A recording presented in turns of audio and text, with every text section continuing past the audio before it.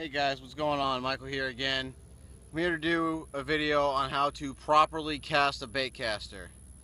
There's a lot of ways to do it, and I'm here to show you how I learned. I taught myself how to do this. I learned how to use a baitcaster on the worst reel that you could possibly use. I used the Eagle Claw BC10. I'd say it was at least 35 years old. If I can learn how to use a baitcaster on a crappy reel like that, then you can use it on pretty much anything.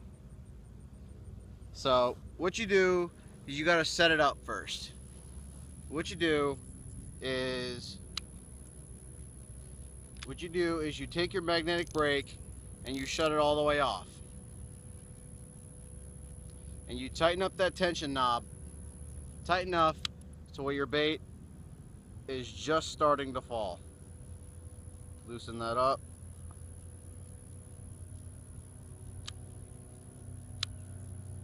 There you go.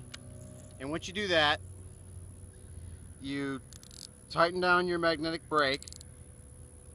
I put mine on 8 because I like him with a little bit of a more braking to get less of backlashes, but it's all a matter of personal preference. But the main thing is, when you're starting out on how to fish a baitcaster, you want to start out with something heavy.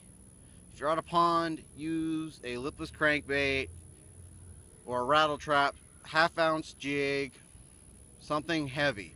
But if you're in your backyard and you don't want to hook anything, then I would put on a heavy drop shot weight so you don't hook anything. But when you fish a baitcaster, you don't want to whip it like you would a spinning rod. Like, that's the main thing when you're starting out. Like, you don't want to bring it out like that, because then that'll give you a backlash. Because when you get a backlash, it's because your spool is moving faster than the lure could take line, and that causes the line to go everywhere, and you get a sloppy mess. And if you get a backlash with braid like what I use, it's a hard time trying to get it out. Now, start off with the one-handed cast. Start out from the side, because I learned how to use it on the side so I wouldn't whip it like I would a spinning rod. Take it all the way back here and send it out. Practice that a couple times so you get good at it. Then you can move to the two-handed cast, because that's what I use. I use the two-handed cast. Okay, on to the two-handed cast. You hold it like this. You can either do a big on side cast like that, or you could do a kind of a roll cast. I personally use the roll cast because I find I get better distance with it. So what you do, press your button, roll it, send it out there. Now, as you throw your bait, you got to figure out when is your release time. And after you release it, you need to feather your thumb on the spool at all times. Because if not, you won't always get a backlash, but it's a lot easier to get a backlash if you do not feather it.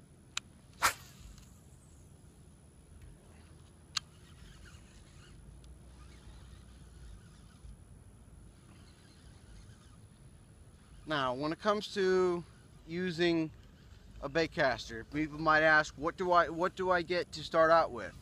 Well, to me, in my opinion, there's no perfect setup to learn how to use it. I mean, you can learn how to use it with a $50 reel, rod and reel combo, or you can learn how to use it on a $400 rod and reel combo. It doesn't matter. You're going to learn the same way. When I started out, I don't think the thing was worth anything. My first real baitcaster that was not twice the age of me wasn't the Abu Garcia Black Max, And after I learned how to use it, it was really easy to start doing.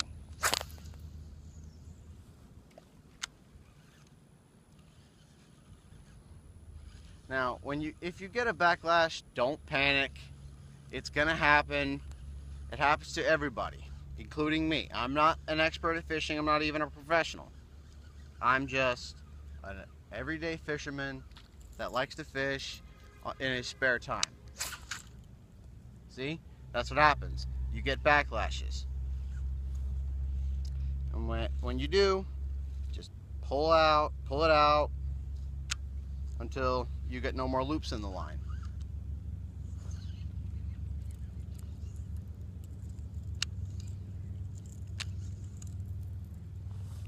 But when you get a backlash, if you use braid, it's a lot harder to get it out because braid tends to knot itself up. Now, once you get more experience at using the baitcaster, you can go on to different types of casts, like the overhead cast, like what most people use on a spinning rod, the pitch, the roll, the flip. Well, here I'll show an example of each, but I'm not going to get into detail. If you want, I will. If you want to leave a comment below asking me to make a video on those, I will. This is the overhead cast. You don't want to, like I said, you do not want to whip it like you would a spinning rod. Just let it go out there, nice and easy. Now, that's for when you want to get in a very small area, like a very narrow part, very narrow creek bed, or very thin part of the lake. Like on mine, there's a drainage basin that bass like to hang out at. Because with the overhead, you get a lot more accurate of a cast. Now, for when you want to cast a real short distance and really control it, there is the pitch, which is when you have your lure all the way down here, press your button, and you cast it like that. Now, I don't use it much, but people do use it. I don't use it that much because there's really not that much call for it. That's usually meant for casting very small distances, like 20 feet to 25 feet. I mean, but I've seen people pitch up to 40 feet, but that takes practice. Everything takes practice. Practice, practice, practice. When it comes to fishing, you will never be perfect. Even the professional fishermen like KVD, Justin Rackley, Gerald Swindle, Bill Dance, everybody like them, they get backlashes all the time. I've seen it happen to them. But the main thing is, when you get a backlash, do not freak out. Don't throw your rod in the water like I've seen some people do. It's gonna happen to you. So don't get frustrated. Just sit there, pick it out. Now, there are times when you're not going to be able to get it out and you're going to have to cut your line off. I've had to do that a couple times and it's not fun. So, this is going to be the end of this video. Like and subscribe, tell your friends. I'm open to suggestions on video topics. Comment down below if you want me to talk about something. Like reviews on rods and reels, what's in my tackle box, what soft plastics I use to catch my fish, how I use them, how I fish them, modifications, tips and tricks, etc. Comment down below, like and subscribe, tell your friends, and that's pretty much it. I can't think of anything else. You guys have a good day.